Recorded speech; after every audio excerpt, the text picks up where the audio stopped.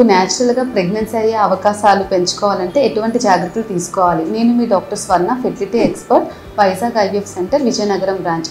యూజువల్గా ఆడవాళ్ళలో fixed number of eggs ఉంటాయి. సో మనకి ఏజ్ పెరిగే కొద్దీ మనలో egg quality and egg number తగ్గిపోతూ ఉంటుంది. సో మనం ప్రెగ్నెన్సీ ఎప్పుడు బిఫోర్ 30 ఇయర్స్ ప్లాన్ చేసుకుంటే మంచిది.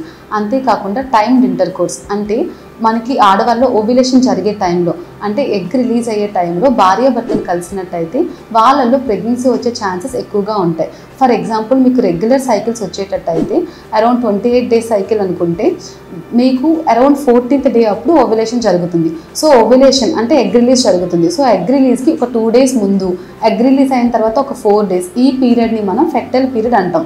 సో రెగ్యులర్గా 28 days సైకిల్ వాళ్ళకి 12 to 16 days అనేది ఫెర్టైల్ పీరియడ్.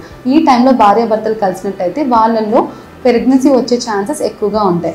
అంతేకాకుండా మీరు లైఫ్ స్టైల్ మోడిఫికేషన్స్, మీరు తీసుకునే డైట్ కావచ్చు, మీ ఎక్సర్సైజ్, యోగా ఇలాంటివన్నీ చేసుకుంటూ స్ట్రెస్ని తగ్గించుకొని పీస్ఫుల్గా ఉంటే మీకు ప్రెగ్నెన్సీ అయ్యే ఛాన్సెస్ చాలా ఎక్కువగా ఉంటాయి. Thank you.